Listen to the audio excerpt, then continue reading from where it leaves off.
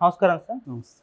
Sir Janasena గాజు glass సింబల్‌ని free symbol చేసేసి అది పోటీ చేయని చాలా స్థానాల్లో కూడా ఇండిపెండెంట్ అభ్యర్థులకు ఇచ్చేసారు కదా సార్. అయితే దానిపైన మరి జనసేన వాళ్ళు కోర్టుకెక్కారు. ఇప్పుడు అది కోర్టులో ఉంది. మరి ఇప్పుడు అది చాలా మంది ఇచ్చే రివర్స్ తీసుకునే ఛాన్స్ ఏమన్నా ఉందా? ఏం జరగొచ్చంటారు సార్ కోర్టులో? గాజు గ్లాసు యాక్చువల్‌గా తెలంగాణలో లాస్ట్ ఎన్నికల్లో, అసెంబ్లీ ఎన్నికల్లో జనసేన పోటీ చేసింది. పోటీ చేసినప్పుడు దానికి ఇక్కడ ఇవ్వలేదు గాజు గ్లాసు. అప్పుడు వాళ్ళు ఇండిపెండెంట్ లాగానే పోటీ చేశారు. సో అప్పుడే ఏందంటే ఇది జనసేనకి లేదు అని చెప్పారు. దాని తర్వాత ఆంధ్ర కాంగ్రెస్ పార్టీ అని ఆయన మేడి శ్రీనివాస్ అని ఆయన క్లెయిమ్ చేసుకున్నారు. యాక్చువల్గా అక్కడ మోసం జరిగిందని శ్రీనివాస్ ఆరోపిస్తున్నారు. ఎందుకంటే కావాలనే వాళ్ళది ఇంకా ఆఫీస్ క్లోజ్ అవుతున్న టైంలో ఇంకా ఆఫీస్ ఓపెన్ కాకముందే వాళ్ళది పెట్టేసి మేము ఆఫీస్ అయినాక మేము ఇస్తే ముందు వాళ్ళు ఇచ్చారు కాబట్టి వాళ్ళకి ఇస్తున్నాం అని ఇలా డ్రామా ఆడారు అనేది ఆయన విమర్శ. కానీ వాళ్ళది ఫస్ట్ అప్లికేషన్ జనసేన వాళ్ళది వచ్చింది కాబట్టి జనసేనకి కేటాయించా ఉన్నారు. అది కూడా కోర్టులో ఉన్నింది. కోర్టులో జనసేన వైపే అయింది. సో అలాగా జనసేనకే మళ్ళీ గాజు గ్లాస్ కేటాయించారు. యాక్చువల్గా గాజు గ్లాసు జనసేనకేమో పర్టికులర్గా ఇవ్వాల్సిన అవసరం అయితే లేదు. మామూలుగా అయితే అది ఫ్రీ సింబలే. ఎందుకంటే జనసేనకి రిజిస్టర్డ్ పార్టీ మాత్రమే, అది రికగ్నిషన్ రాలేదు. రికగ్నిషన్ రావాలంటే మినిమం 6% ఓట్లు ప్లస్ 3 సీట్లు అట్లాంటి కండిషన్స్ కొన్ని ఉన్నాయన్నమాట. అది మీట్ కాల. 6% ఓట్లు రాలేదు లాస్ట్ ఎన్నికల్లో. దగ్గరకు వచ్చే తప్ప 5.8 అలాగా 6 రాలేదు. గెలిచింది కూడా ఒకరే గెలిచారు. అందుకని స్టేట్ రికగ్నైజ్డ్ పార్టీ కాదు అది. కానప్పుడు వాళ్ళకి ప్రత్యేకంగా ఒక సింబల్ని వాళ్ళకి ఎక్స్క్లూజివ్గా ఇవ్వరు. అన్ని సింబల్స్ ఉంటాయి. వీళ్ళు క్లెయిమ్ చేసుకున్నప్పుడు ఫస్ట్ వీళ్ళు క్లెయిమ్ చేసుకుంటే వీళ్ళకి ఇస్తారు, ఇంకెవరన్నా ఫస్ట్ క్లెయిమ్ చేసుకుంటూ వాళ్ళకి ఇస్తారు. అట్లా మొత్తానికి ఏదో చేసుకోగలిగారు. ఎలక్షన్ కమిషన్లో మ్యానిపులేట్ చేసి జనసేన తెచ్చుకోగలిగింది. అయితే ఇప్పుడు ప్రాబ్లం ఏంటంటే ఎలక్షన్ సింబల్స్ కేటాయింపులో ఉన్న రూల్స్ ఏం చెప్తుందంటే ఒక పార్టీకి ఒక సింబల్ కేటాయిస్తే అది పోటీ చేసే చోట మాత్రమే ఆ సింబల్ ఉంటుంది, లేని చోట్ల అది ఫ్రీ సింబల్ ఉంటుంది. ఇది రూల్స్. సో ఆ రూల్స్ ప్రకారం ఎవరికైనా ఇవ్వచ్చు. కానీ 2 రోజుల ముందు న్యూస్లు ఎట్లా వచ్చాయంటే దాన్ని ఫ్రీజ్ చేశారంట, ఇంక వేరే వాళ్ళకి ఇవ్వరు. ఎందుకంటే జనసేన పోటీ చేస్తుంది, జనసేన కూటమిలో ఉంది, కూటమి భాగస్వాములు వేరే చోట చేస్తుంటారు కాబట్టి ఇంక ఇవ్వరు అని అన్ని పత్రికలు రాశాయి. అయితే సడన్గా ఏమైంది, నిన్న లాస్ట్ మినిట్లో సింబల్స్ చాలామంది ఇది క్లెయిమ్ చేసుకున్నారని ఇమ్మీడియట్గా అక్కడున్న ఎలక్టరల్ ఆఫీసర్లు ఇచ్చేసారని వచ్చింది. ఫస్ట్లో ఒక 18 మందికి ఇచ్చారని, మళ్ళీ 25 అని, ఇప్పుడేమో 40 మంది అని కోర్టుకి చెప్పారు.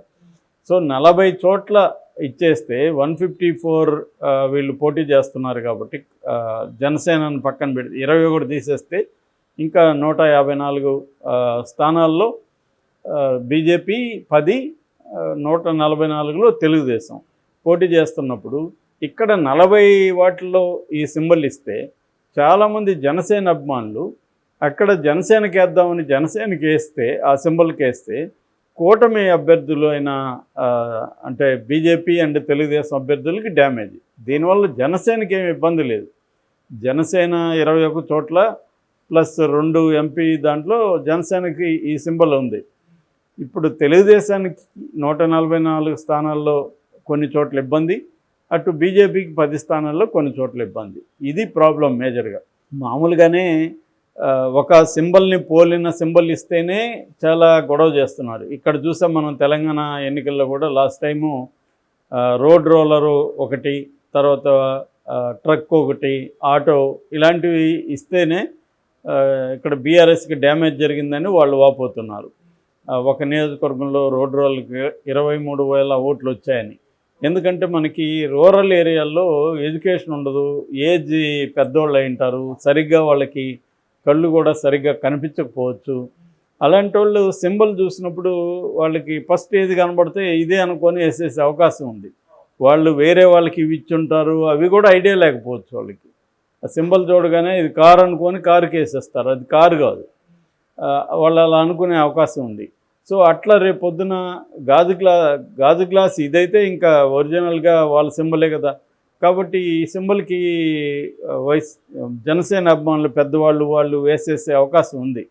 ఆ రకంగా ఖచ్చితంగా కూడా తెలుగుదేశానికి ఎక్కువ నష్టం. ఎందుకంటే 144 చోట్ల తెలుగుదేశం పోటీ చేస్తుంది కాబట్టి దానికే ఎక్కువ ఎఫెక్ట్ పడుతుంది. పైగా తెలుగుదేశం రెబల్స్కి సింబల్ కేటాయించారు, అది ఇంకా ఇబ్బంది.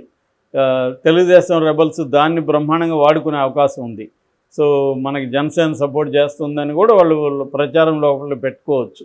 అంటే లోపాయికారిగా మనకి జనసేన చేస్తుంది, అందుకని మనం జనసేన సింబల్కి వేయండి అని వాళ్ళు ప్రచారం చేశారనుకో, అది కూడా డ్యామేజ్ అవుతుంది. ఎందుకంటే ఇప్పుడు దాదాపు 50 నియోజకవర్గాలకు పైన వైసీపీకి కూటమికి మధ్య very neck to neck battle జరుగుతుంది.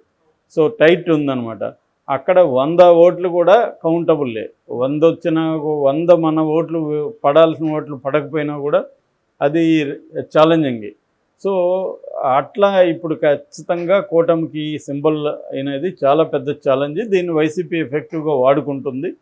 అట్లాగే రెబల్స్ కూడా వాడుకుంటున్నారు. రెబల్స్కి కూడా ప్రూవ్ చేయాల్సిన అవసరం ఉంటుంది కదా. తెలుగుదేశంలో 6 చోట్ల రెబల్స్ నిలబడ్డారు. సో ఆ రెబల్స్ని సస్పెండ్ చేసింది తెలుగుదేశం పార్టీ. అందువల్ల వాళ్ళకి ఆగ్రహం ఉంటుంది. అంటే మాకు ఇవ్వాల్సిన ఇటు మాకు ఇవ్వకుండా వేరే వాళ్ళకి ఇచ్చి మళ్ళీ మమ్మల్ని సస్పెండ్ చేస్తారా, ఇన్ని రోజులు మేము లాయల్గా పనిచేసాము, వైసీపీ ప్రభుత్వం దగ్గర అనేక బాధలు పడ్డాము అని వాళ్ళకి ఒక ధర్మాగ్రహం అంటారు కదా, అలాంటిది ఉంటుంది వాళ్ళు. సో వాళ్ళు దీన్ని ఇంకా కసిగా తీసుకెళ్తారు సింబల్ని. మరోవైపు ఈ సింబల్ని పవన్ కళ్యాణ్ ప్రతి చోట దీన్ని వైరల్ చేశాడు. ఫ్యాను సైకిల్ కంటే కూడా గ్లాసు మోర్ వైరల్ అయింది. సినిమాల్లో పెట్టడం, ట్రైలర్లో పెట్టడం, ఆయన ఎక్కడ చూసినా దాని గురించి మాట్లాడడం, ఇవన్నీ చేశారు. సో ఇదంతా కూడా ఇప్పుడు ఇబ్బందికరంగా మారే అవకాశం ఉంది. అందుకని నిన్న జనసేన హైకోర్టులో పిటిషన్ వేసింది. దాన్ని ఇంప్లీట్ చేస్తూ తెలుగుదేశం కూడా పిటిషన్ వేశారు. అంటే వాళ్ళకే కదా ఇబ్బంది. సో వేసారు. ఇప్పుడు హైకోర్టు ఈసీని పిలిచి అడిగింది ఏంటి పరిస్థితి అంటే, మేము 24 గంటల్లో దీని మీద ఒక నిర్ణయాన్ని తీసుకొని మీకు ప్రకటిస్తూ ఉన్నారు. సో ఈరోజు ఈవినింగ్కి అది జరిగే అవకాశం ఉంది. నిర్ణయం అంటే ఏందనేది ఇప్పుడు 40 మందికి ఇచ్చేస్తే ఇప్పుడు మళ్ళీ వాళ్ళకి అందరికి క్యాన్సిల్ చేస్తే వాళ్ళు కూడా కోర్టుకు వస్తారుగా. మేము ఆల్రెడీ సింబల్స్ని ప్రచారం చేసుకున్నాము, ప్రింట్ అయిపోయినాయి పాంప్లెట్లు ఇవన్నీ, ఇప్పుడు మీరు క్యాన్సిల్ చేస్తే మాకు అదంతా ఎవడు కట్టిస్తాడని అడుగుతారుగా వాళ్ళు. ఎందుకంటే వాళ్ళు ఫ్లెక్సీలు అన్నీ వాళ్ళు రెడీ చేసుకుంటారు ఇవ్వగానే. సో ఇప్పుడు ఆ ఖర్చులంతా ఎలక్షన్ కమిషన్ ఇస్తుందా? ఎలక్షన్ కమిషన్ తప్పు అయితే లేదు, మేము ఆల్రెడీ ఇచ్చేసాం కాబట్టి మేమేం చేయలేమని చెప్తుందా? ఎందుకంటే గతంలో కూడా ఎలక్షన్ కమిషన్ నిర్ణయాల్లో మేము జోక్యం చేసుకోమని కోర్టులు చెప్పాయి. ఎందుకంటే ఎలక్షన్ కమిషన్ రూల్స్ని ఫాలో అయింది కాబట్టి కోర్టు కూడా ఇప్పుడు నువ్వు ఆ రూల్స్ని పక్కన పెట్టి వీళ్ళకే సింబల్ ఉండాలి, వేరే వాళ్ళకి ఇవ్వద్దని కోర్టు ఎలా చెప్తుంది? కోర్టు చెప్పినా మళ్ళీ ఎలక్షన్ కమిషన్ సుప్రీంకోర్టుకి వెళ్ళే అవకాశం ఉంది, అప్పుడైనా పెండింగ్ పడుతుంది. గతంలో మనం నిమ్మగడ్డ విషయంలో చూసాం కదా, కోర్టులు జగన్ ప్రభుత్వానికి వ్యతిరేకంగానే తీర్పిచ్చాయి, నిమ్మగడ్డకి అనుకూలంగానే. కాబట్టి ఎలక్షన్ కమిషన్కి అటువంటి పవర్స్ ఉంటాయి. రెండోది, అది లీగల్గా చట్టంలో ఏముందో, ప్రజాప్రాతినిధ్య చట్టంలో ఏముందో సింబల్స్ సంబంధించిన రూల్స్ ఫ్రేమ్ అయ్యాయి. ఆ రూల్స్ని రూల్ బుక్ను బట్టే వీళ్ళు ఫాలో అవుతారు. ఆ రూల్ బుక్కి వీళ్ళు యాంటీగా ఉన్నప్పుడు మాత్రమే కోర్టు జోక్యం చేసుకోగలదు. ఆ రూల్ బుక్ను వాళ్ళు ఫాలో అయినప్పుడు ఏం జరగదు. మామూలుగా అయితే టెక్నికల్గా చూసుకున్నప్పుడు ఇది కరెక్టే వాళ్ళు ఇచ్చింది. కాకపోతే ఒక నైతికంగా ఆలోచించినప్పుడు జనసేన ఒక పొత్తులో ఉంది. పొత్తులో ఉన్నప్పుడు కొన్ని మాత్రమే చేయగలదు, మిగతా చోట్ల కూడా పొత్తులో ఉన్న పార్టీలు ఉంటాయి కదా. సో అప్పుడు వీళ్ళు జనసేన సింబల్కి ఇస్తే వాళ్ళకి అన్యాయం జరిగినట్టే కదా. అది మరి ఎందుకు అది కన్సిడర్ చేయాలి కదా. ఇప్పుడు ఇండిపెండెంట్కి ఏ సింబల్ ఇస్తే ఏంటి, వాళ్ళకేమి ఇబ్బంది లేదు. సో వాళ్ళకి గ్లాస్ ఇవ్వాల్సిన అవసరం ఏముంది? కాబట్టి ఇక్కడ ఖచ్చితంగా జగన్ పెట్టిన ఆఫీసర్లు అంటే ఎలక్టరల్ ఆఫీసర్లు జగన్కి అనుకూలంగా నిర్ణయం తీసుకున్నారని చెప్పచ్చు. అయితే ఎలక్షన్ కమిషన్ ఏం చేస్తుంది అనేది పెద్ద ప్రశ్నే. ఎలక్షన్ కమిషన్ బీజేపీ కంట్రోల్లోనే కదా ఉంటుంది. ఎలక్షన్ కమిషన్ మరి ఎందుకు దీని మీద చర్య తీసుకోలేదు అనేది పెద్ద ప్రశ్న. మరి ఇప్పుడు కోర్టులో ఏం తేలుతుంది అనేది మనకి ఈరోజు ఈవినింగ్కి తేలుతుందా, లేకపోతే ఇంకా ఇది నడుస్తుందా అనేది చూడాలి.